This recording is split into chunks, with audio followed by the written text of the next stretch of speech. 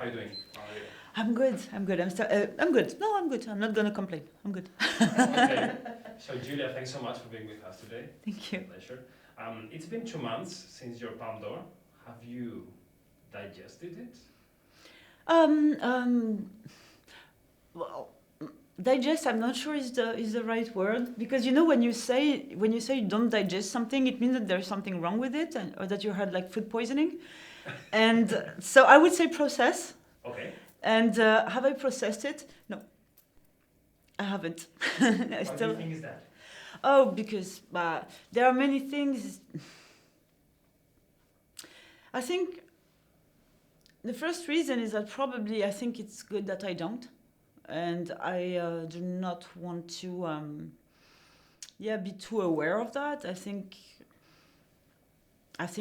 basically it's good that when I came back home, I had my Palme d'Or.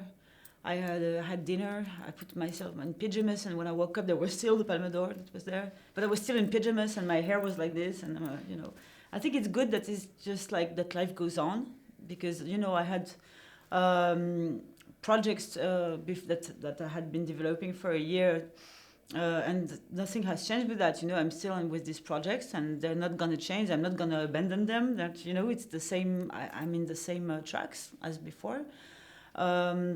Also, I think the reason why I don't process it is also because it's a lot. It's a lot because there is something very historic with this prize that is beyond me.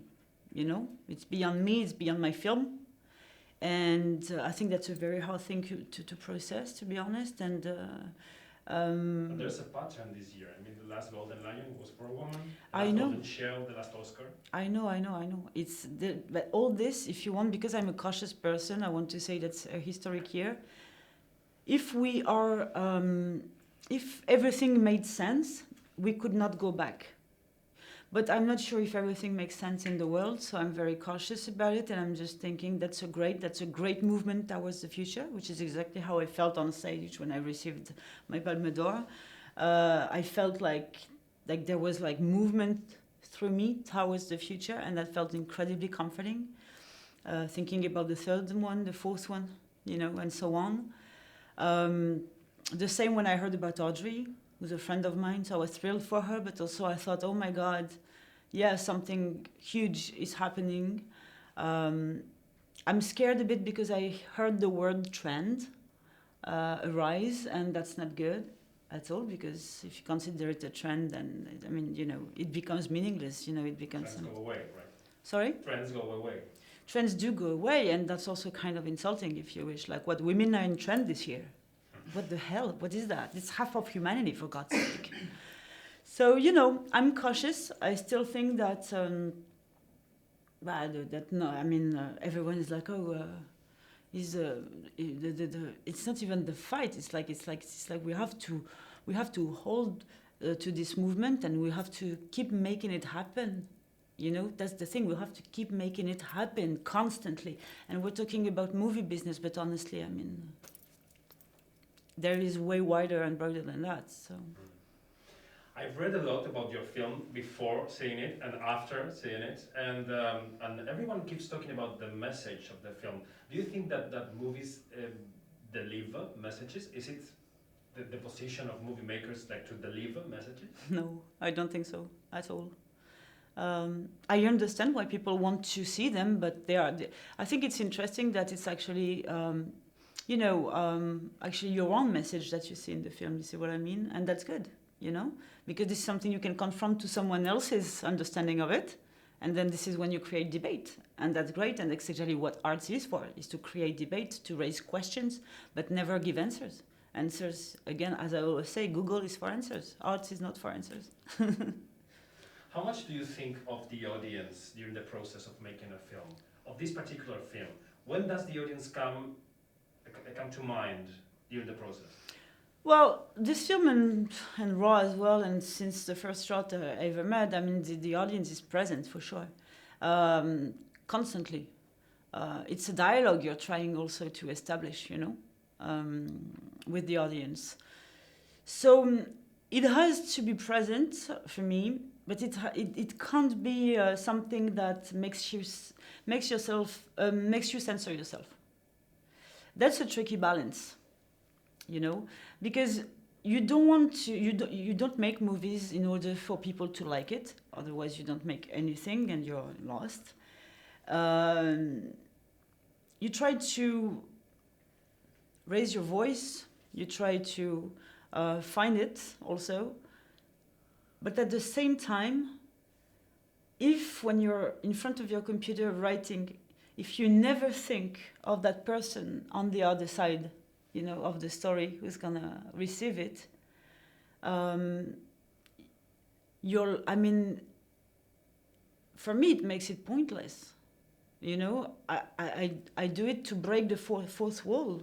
You know, I need to enter this in dialogue, in discussion with everyone else. So it's a very tricky thing. It's constant, it's omnipresent, but to which level this is for you to, you know, to establish it according. Speaking about dialogue, I'm always interested in how a director behaves on the set, because there's a relationship of power between the director or a female director and the rest of the crew. And how you exercise this power, if you want to exercise power or not. Okay, just one thing, please. A director can be male or female. You don't have to say a director and a female director. It's the same. I think it's a problem of the Spanish language, because we have director y directora. And that's why in my mind I was making the difference. I know we have this, right. But in English it's just director. I know. No, it's important. So I'm sorry. The thing with power, well, for me, I mean, I think that every single director's set is different from the next one. You will never find, because obviously the set is also a bit of a reflection of who you are, you know, somehow. So it's actually very much a reflection of who you are. So you will never have two sets that are the same. It's impossible.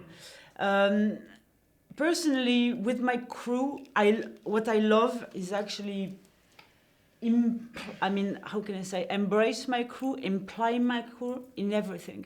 And that's why I have a specialty, it's one-ers. I love one-ers, okay, so plan séquence. I love making them just because also I love expressing myself like this, because especially when, because you can have a nice evolution in a plan séquence, in terms of stakes and character and all that, but I like to make them particularly hard technically, because I know it's going to be a blast to shoot.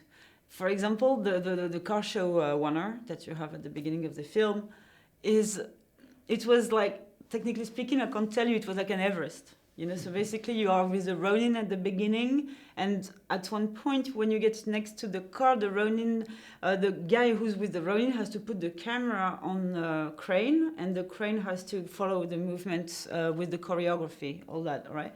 So that's already like pretty hard. Plus you have 300 extras. The set was incredibly hard to build, like super hard. All the cars have been chosen, casted, and all that. Took like months. You have no idea, to get all these tuned cars in one, and you don't even see half of it in the film. There were way more, and it's a whole choreography. And this choreography implies everyone, even the sound guy. Of course, the sound guy, how you take the sound in such a condition, blah blah blah. All the grip, it was huge. And you know what? It was our first day of shooting, and that was an amazing first day of shooting. We did 37 takes. And I mean, the whole crew was so in communion, because no one was left aside. Everyone had something super hard technically to do, and everyone was committed to it. And we were really like full communion. And when you start your film like that, you can only go up. That's just great, you know. Of course, we had huge difficulties and stuff like that. But to be honest, on this shoot, the crew was absolutely astounding. It was amazing. Okay, Juliette, thank you very much. Thank you. Thank you.